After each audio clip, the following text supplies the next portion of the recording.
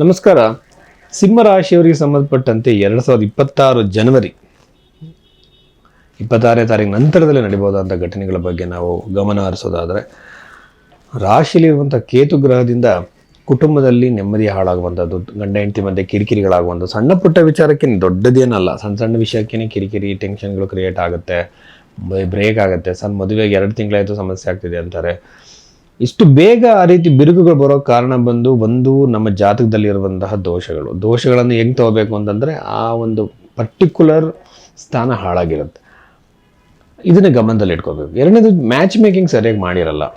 ಈಗ ಜಾತಕದ ಹೊಂದಾಣಿಕೆ ಅಂತಂದರೆ ಕಂಪ್ಯೂಟ್ರಲ್ಲಿ ಗಣಕುಟ ಸಾಲಾವಳಿನ ಮಾಡಿ 36ಕ್ಕೆ 18 ಗಣ ಬಂದಿಂದ ಮದುವೆ ಆಗೋದಲ್ಲ. ಹುಡುಗನ ವ್ಯಕ್ತಿತ್ವ, ಆಯುಷ್ಯ, ಆರೋಗ್ಯ, ಸಂತಾನ, ಸೆಪರೇಷನ್ ಚಾನ್ಸಸ್ ಎಷ್ಟಿದೆ ಅನ್ನೋದನ್ನ ಕಂಪ್ಲೀಟಾಗಿ ನೋಡಬೇಕು.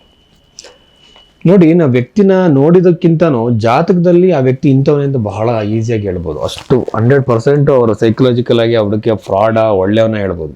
ಇಷ್ಟೆಲ್ಲ ಸಾಧ್ಯತೆ ಜ್ಯೋತಿಷದಲ್ಲಿದೆ. ಹೇಳುವಂಥ ಜ್ಯೋತಿಷರು ಯಾರೂ ಇಲ್ಲ, ಹೇಳ್ಬೇಕಾಗುತ್ತೆ.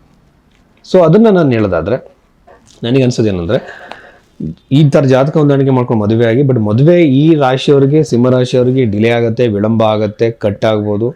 ಬಟ್ ಒಳ್ಳೆ ಸಂಬಂಧ ನೋಡಿ ಮದುವೆ ಮಾಡ್ಕೊಂಡಾಗ ಜಾತಕವನ್ನು ವಿಶ್ಲೇಷಣೆ ಮಾಡಿ ಮ್ಯಾರಿಟಲ್ ಲೈಫ್ ಚೆನ್ನಾಗಿರುತ್ತೆ. ರಾಹು 7ನೇ ಮನೆ ಇರುವಂಥದ್ದು ಸೋಷಿಯಲ್ ಮೀಡಿಯಾದಲ್ಲಿ ಇನ್ಫ್ಲುಯೆನ್ಸರ್ಗಳಿಗೆ, ಬ್ಲಾಗ್ ಮಾಡುವಂಥವ್ರು, ಇಂಥವ್ರಿಗೆ ಬಹಳ ಒಂದು ದೊಡ್ಡ ಮಟ್ಟದ ಪ್ರೋಗ್ರೆಸ್ನ ಈ ಸಿಂಹರಾಶಿಯವರಿಗೆ ಕೊಡುತ್ತೆ. ಪಾರ್ಟ್ನರ್ಶಿಪ್ ಬಿಸ್ನೆಸ್ ಮಾಡ್ತಿರೋರಿಗೆ ಉತ್ತಮವಾಗಿರುವಂಥ ಸಮಯ. ಸಾಲದಲ್ಲಿ ಸಮಸ್ಯೆಯಲ್ಲಿ ಇರುವಂಥವ್ರಿಗೆ ಖಂಡಿತವಾಗಲೂ ಕೂಡ ಇದು ಇನ್ನೂ ಜಾಸ್ತಿ ಮಾಡುತ್ತೆ, ಟೆನ್ಷನ್ನ ಕ್ರಿಯೇಟ್ ಮಾಡುತ್ತೆ, ಸಾಲಗಾರರಿಂದ ನೋವು ಕ್ರಿಯೇಟ್ ಮಾಡುತ್ತೆ. ದಯವಿಟ್ಟು ಸಾಲಕ್ಕೆ ಹೋಗಿಂತ ಮುಂಚೆ ಯೋಚನೆ ಮಾಡಿ ನಿರ್ಧಾರ ತಗೊಳ್ಳಿ.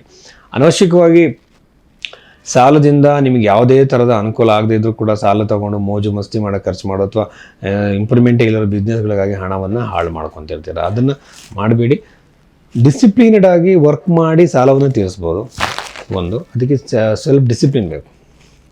ಆಮೇಲೆ ಇನ್ನೊಬ್ರು ಕಂಪೇರ್ ಮಾಡ್ಕೊಂಡು ಯಾವತ್ತೂ ಸಾಲ ಮಾಡ್ಕೋಬೇಡಿ. ಆಮೇಲೆ ಮಂತ್ರ ಜಪಗಳು, ಯಾವುದು ಮ್ಯಾಜಿಕಲ್ ಆಗಿ ಒಂದು ಯಂತ್ರ ತಾಯಿತ ಇಟ್ಕೊಂಡ ತಕ್ಷಣ ಸಾಲ ತೀರಲ್ಲ.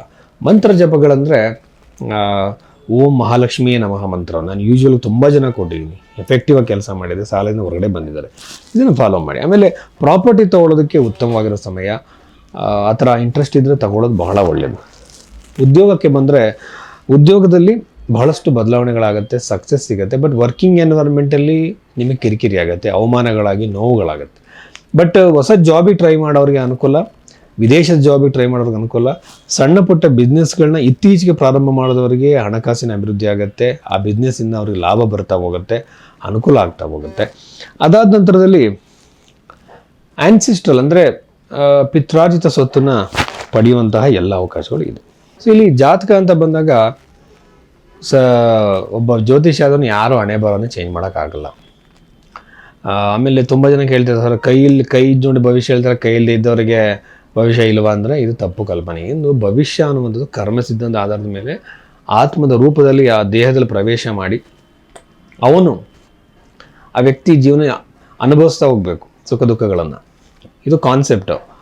ಈ ಥರ ಕರ್ಮ ಸಿದ್ಧಾಂತ ಅನುಭವಿಸೋಕ್ಕೆ ಬಜ್ಜಿ ಹುಟ್ಟುವಾಗ ಅವನ ಭವಿಷ್ಯ ಕರ್ಮದ ಪ್ರಕಾರ ನಿರೂಪಣೆ ಆಗಬೇಕಾದ್ರೆ ಜಾತಕದ ರೂಪದಲ್ಲಿ, ಹಸ್ತ ಸಾಮುದ್ರಿಕ ರೂಪದಲ್ಲಿ, ಪ್ರಶ್ನೆಗಳ ರೂಪದಲ್ಲಿ, ಎಲ್ಲ ರೂಪದಲ್ಲಿ ಅದನ್ನು ನೋಡ್ಬೋದು. ಅದು ನೋಡೋಕ್ಕೊಂದು ವಿಧಾನ. ಈಗ ನಿಮ್ಮ ಹತ್ರ ಒಂದು ಆಧಾರ್ ಕಾರ್ಡ್ ಇಲ್ಲ ಅಂತ ತಕ್ಷಣ ವ್ಯಕ್ತಿನೇ ಅಲ್ಲ ಅಂತ ಹೇಳೋಂಗಲ್ಲ. ಅದನ್ನು ನೋಡೋಕ್ಕೆ ಒಂದು ದಾರಿ ಹಸ್ತ ಸಾಮುದ್ರಿಕ. ಅದಿಲ್ಲ ಅಂದರೆ ಜಾತಕ ಇದೆ, ಅದಿಲ್ಲ ಅಂತಂದರೆ ಪ್ರಶ್ನೆಶಾಸ್ತ್ರ ಇದೆ. ಈ ಥರದಲ್ಲೆಲ್ಲ ನೋಡ್ಬೋದು. ಕೆಲವರು ಜ್ಯೋತಿಷರುಗಳು ಒಂದೇ ನಿಮಿಷದಲ್ಲಿ ಇಡೀ ಫ್ಯಾಮಿಲಿ ಜಾತಕಲ್ಲೇ ಹೇಳ್ಬಿಡ್ತಾರೆ. ಹಾಗಲ್ಲ, ಟೈಮ್ ಬೇಕು, ಕ್ಯಾಲ್ಕುಲೇಷನ್ಸ್ ಮಾಡಬೇಕು, ಅದಕ್ಕೆ ಆಗಿರೋದು ವರ್ಕ್ ಮಾಡಬೇಕು. ಸೊ ಈ ರೀತಿ ಡಿಸಿಪ್ಲಿನ್ ಆಗಿರುವಂಥ ಜ್ಯೋತಿಷರನ್ನ ನೀವು ಕಾಣಬೇಕು. ಸುಮ್ಮನೆ ಏನೋ ಬೇಕಾಬಿಟ್ಟು ಹೇಳೋವಂಥವ್ರು, ಮ್ಯಾಜಿಕಲ್ ರೆಮಿಡಿ ಕೊಡೋವಂಥವ್ರು ಬೇಡ. ಕರ್ಮವನ್ನು, ಸತ್ಯವನ್ನು ಅರ್ಥ ಮಾಡ್ಕೊಳ್ಳೋ ಥರ ನಿಮ್ಗೆ ಹೇಳೋಂಥ ಜ್ಯೋತಿಷರು ಬೇಕು. ಎಲ್ಲ ಹಣೆ ಬರೋವನ್ನು ಚೇಂಜ್ ಮಾಡ್ತೀನಿ ಅನ್ನೋ ಜ್ಯೋತಿಷರು ಬೇಡ. ಸೊ ಆ ರೀತಿ ನಿಮ್ಮ ಜಾತಕವನ್ನು ಅನಾಲಿಸಿಸ್ ಮಾಡಿ ಸತ್ಯವನ್ನೇ ನೀವು ತಿಳ್ಕೊಬೇಕು ಅಂದರೆ ಭೈರವಿ ಆಸ್ಟ್ರೋದವ್ರನ್ನ ಸಂಪರ್ಕ ಮಾಡಿ. ನಮಸ್ಕಾರ.